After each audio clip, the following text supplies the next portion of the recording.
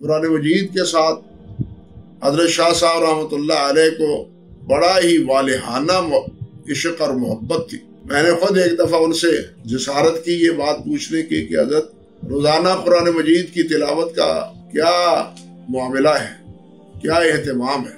تو حضرت شاہ صاحب فرمانے لگے گھر میں چونکہ ہوتا ہوں تو کئی مشاغل ہوتے ہیں، گھر میں تو صرف روزانہ 2-3 پارے ہی پڑھے جاتے ہیں، البتہ اگر سفر میں ہوں تو سفر میں 10-12 پارے پڑھ لیتا ہوں۔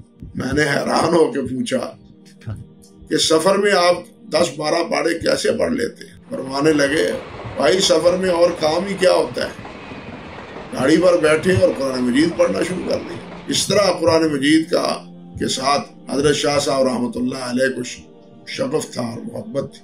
صرف 3 مہینے کی مدت میں قرآن مجید کو یاد کیا انہوں۔ اور قرآن مجید کے بارے میں آپ دیکھیے کہ میں ایک دفعہ حضرت شاہ صاحب کی خدمت میں حاضر ہوا تو سورۃ الزخرف کی یہ آیت ان کے زیر درس تھی، والذی خلق الازواج کلھا وجعل لکم من الفلک والانعام ما ترکبون، یہ اور اس کے ساتھ ملک 2-3 آیتیں یہ زیر درس تھی۔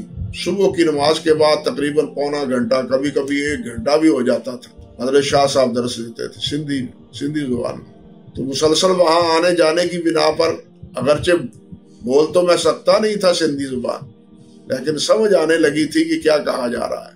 1 ہفتہ بھر بلکہ 7 دن سے بھی زیادہ حضرت پیر صاحب رحمۃ اللہ علیہ نے انہی آیات پر درس دیا۔ میں اپنے آپ پر افسوس کرتا ہوں کہ کاش اس درس کو میں لکھ لیتا اور محفوظ کر دیتا، لیکن تحدیث نعمت کے طور پر یہ بات بھی عرض کیے دیتا ہوں کہ میں جس وقت وہاں سے گھر واپس پلٹا لیاقت پور میں اپنے گاؤں میں، تو وہاں میں نے 2-3 دن حضرت شاہ صاحب کے دروس سے استفادہ کرتے ہوئے انہی کی تناظر میں انہی آیات کا میں نے درس دیا جو کچھ انہوں نے فرمایا تھا۔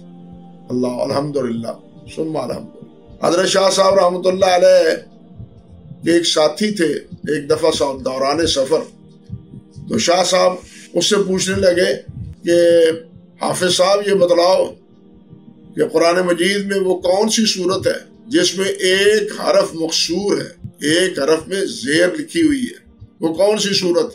اللہ اکبر کبیرہ۔ باقی ہر جگہ فتح ہے، زبر ہے، پیش ہے، لیکن ایک جگہ جو ہے وہ کیا ہے، کسر ڈالی ہے۔ کون سی صورت؟ 1 حرف جو ہے اس کا مقصور ہے، اس میں زیر ہے۔ تو وہ بھی ماشاءاللہ حافظ صاحب تھے اور استحضار تھا انہیں بھی قرآن مجید پر۔ انہوں نے کہا وہ سورۃ الاحد ہے، قل هو اللہ احد اللہ الصمد لم یلد ولم یولد، یعنی یہاں ایک جگہ ہی زیر ہے، یہ 1 لفظ مقصور ہے، باقی سارے لفظ جو ہے نا وہ اس میں یا زبر ہے یا پیش۔ پھر انہوں نے یہ بھی پوچھا ان سے اللہ اکبر کہ وہ کوئی ایسی 10 آیات مجھے بتلائیں جن میں 10 مرتبہ قاف حرف قاف آتا ہو، تو وہ بھی حافظ صاحب نے بتلا دی، 10 آیات پڑھ کے بتلا دی۔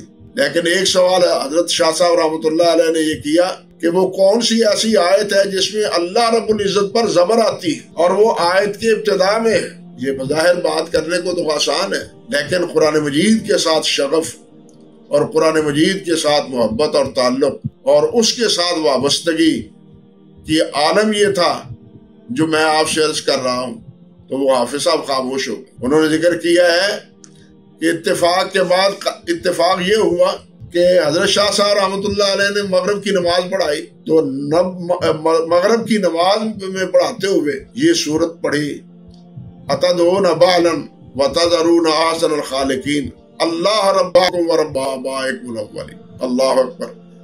گویا کہ حافظ صاحب کو متنبع کر رہے تھے کہ یہاں اللہ ذوالجلال والاکرام کا اسم گرامی زبر کے ساتھ ہے اور آیت کی ابتدا میں۔ اس سے آپ اندازہ کر سکتے ہیں کہ کتنا استحضار تھا حضرت شاہ صاحب رحمۃ اللہ علیہ کو قرآن مجید کے بارے میں۔ اللہ اکبر کبیرہ۔